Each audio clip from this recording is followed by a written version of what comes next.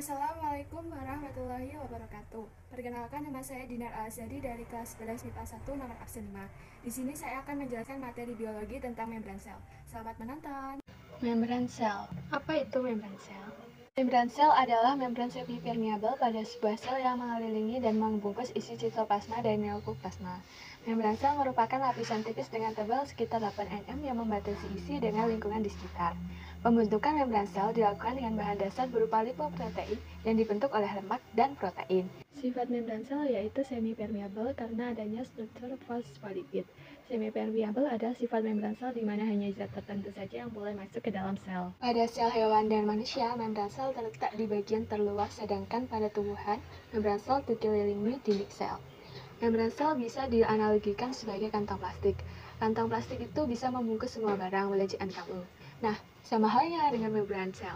Membran sel adalah lapisan terluar yang membungkus dan menjaga komponen sel di dalamnya. Lapisan membran sel disusun dari senyawa-senyawa kimia, mulai dari lipid, protein, sampai karbohidrat.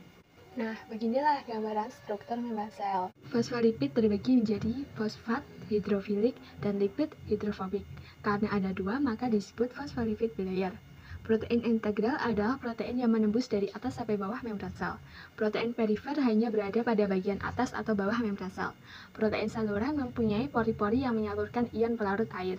Glikolipid, glikogen yang menempel pada fosfolipid, dapat membantu menstabilkan membran. Glikoprotein, glikogen yang menempel pada protein, berperan sebagai reseptor hormon dan neurotransmitter. Fungsi membran sel mengontrol pergerakan keluar masuknya zat, sebagai reseptor dari rangsangan yang muncul dari luar sel yang ditujukan pada sel, sebagai media komunikasi antara lingkungan yang ada di dalam dengan lingkungan yang ada di luar sel.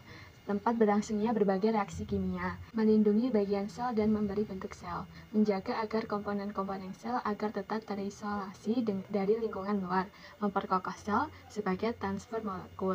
Sekian yang dapat saya sampaikan, bila ada salah kata mohon dimaafkan. Wassalamualaikum warahmatullahi wabarakatuh.